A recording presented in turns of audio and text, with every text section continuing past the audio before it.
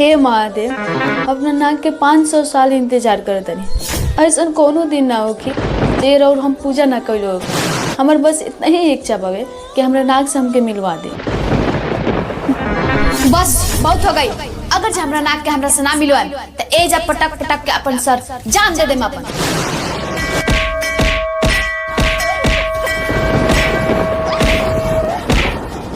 पुत्री, तुम्हारे नाग का पुनर्जन्म हो चुका है। यहाँ से बस कुछ दूरी पर ही उसका घर है। उसके हाथों पर एक छोटा सा नाग का निशान है। लेकिन बाबा, उस साधारण मनुष्य में हम उनके कैसे पहचाने? घबरा मत पुत्री, ये कोई चिंता का विषय नहीं है। समय आने पर उसको सब कुछ ज्ञात हो जाएगा और उसकी सारी शक्ति वापस आ जाएगी।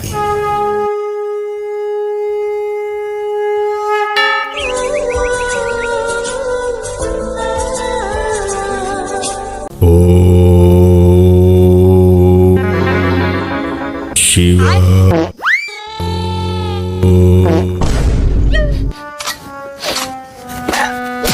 साल को खाली डंके बजे बोलोगो, हई पुपू ही ना बजी बोलोगो।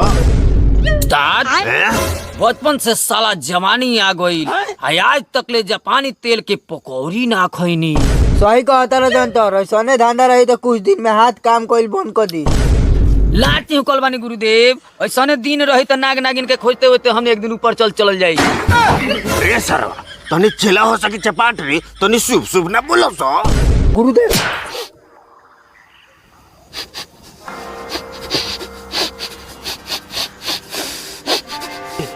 आई बा, एक गुरुजी की का बोल लगा तो मेरी को पत गई चबल सुंगाएगा पड़। क्या करता रे? हमरा लगा गुरुजी की मिर्गी उपतल बा। बाक सरवा, ये मिर्गी ना, ये नागिन के इतना तेज सुगंध आवता। नागिन के? हाँ, नागिन के। चला, तनी बीन बजाओ तो।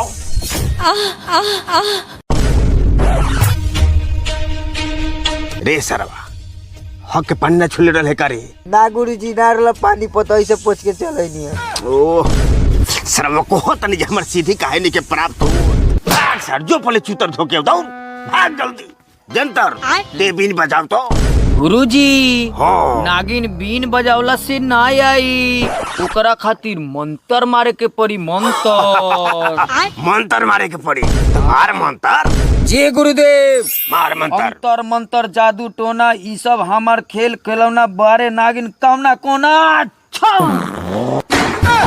बुझ गई नी सरू, तारा से कुछ हो गया नहीं के, हमरे कुछ करे के पड़ी। ओ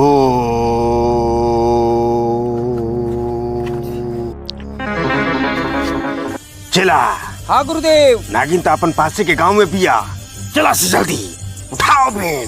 चले के।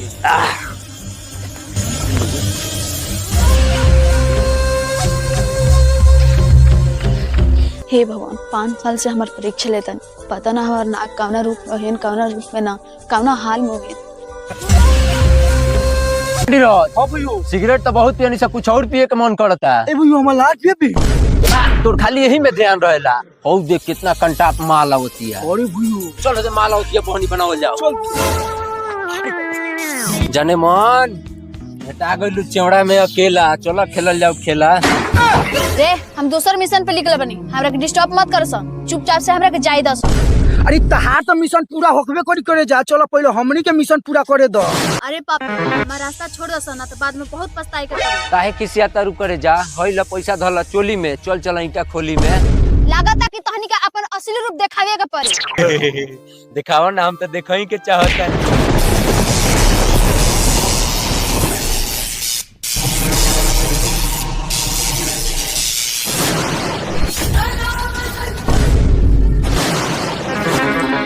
रे, अब ईटा खोली में ना ले चल बस ना। काहे रे? कहाँ फंस गया भाई मैं? अरे सरवा, हई कौना रात के लगी? देखो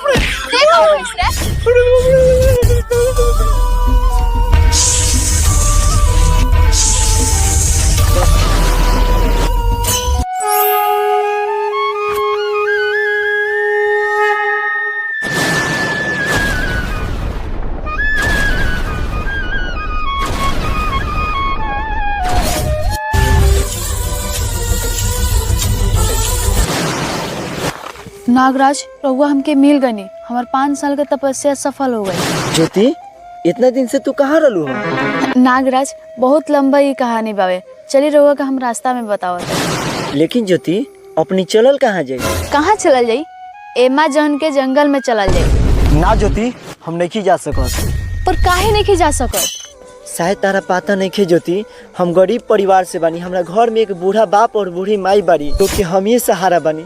बताओ हम कैसे छोड़ के जाए? हो सके कल सा कि हमरा खातिर अपना माई बाप के छोड़ के चले।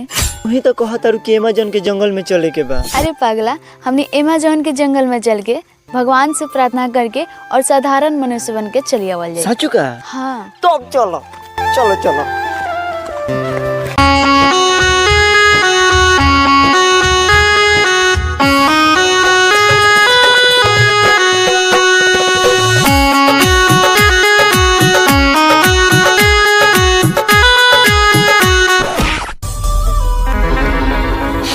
चला।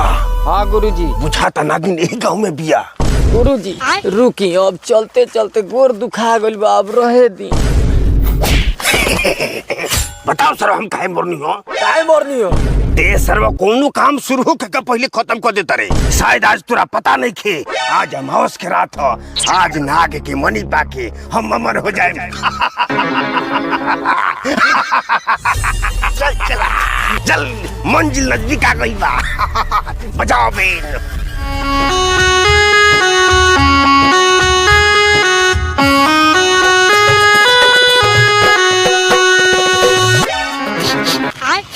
चला गुरुजी। नागिन के मुहक नजदीक के कनियो बा। बे महाराज राउर साधना बेकार बा।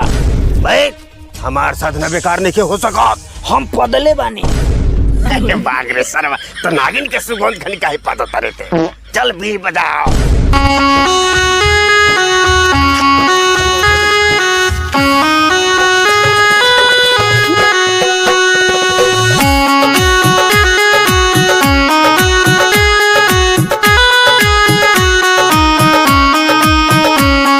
चला ऐसा कुछ नहीं कर, तो नहीं आओगी आगे बढ़।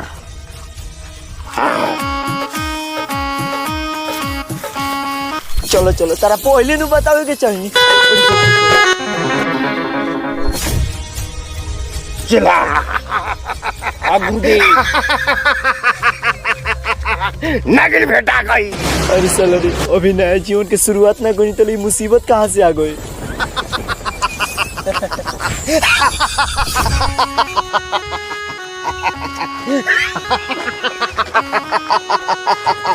बजाओ चला बीन बजाओ।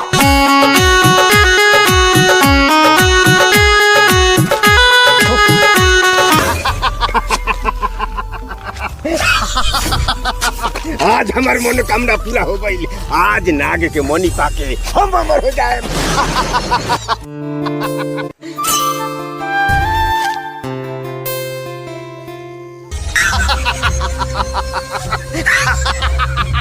ये चिला। हाँ गुरुजी। अब तो हमरा आम चूसे के मन करता।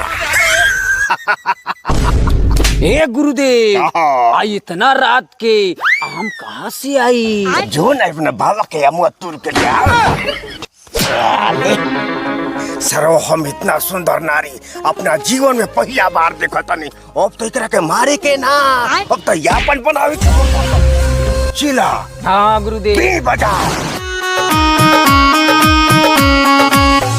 देखो गोरीनाथ, हम 500 साल तपस्या कैला के बाद अपना नाक के पहले बानी, और हम ई नहीं चाहत कि हमरा हाथे केहू का मर्डर हो जाओ। मर्डर हमार? चिला।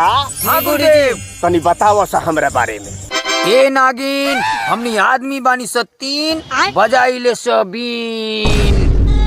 ए नागिन चुपचाप मनी दे दे। देखो गोरी, चुपचाप से हमारा रास्ता छोड़ दे, तो ठीक ना होगी।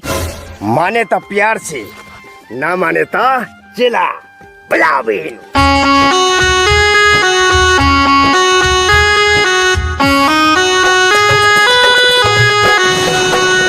माने तहनी साफ लात के देवता बार सब बात से मन वसना।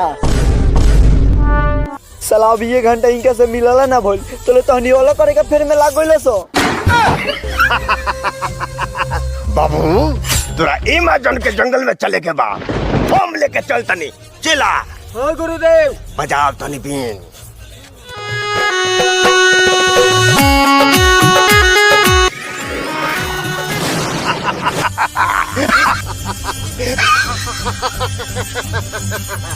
अब कहाँ जेबी? अब तोरा के लेके चल तनी।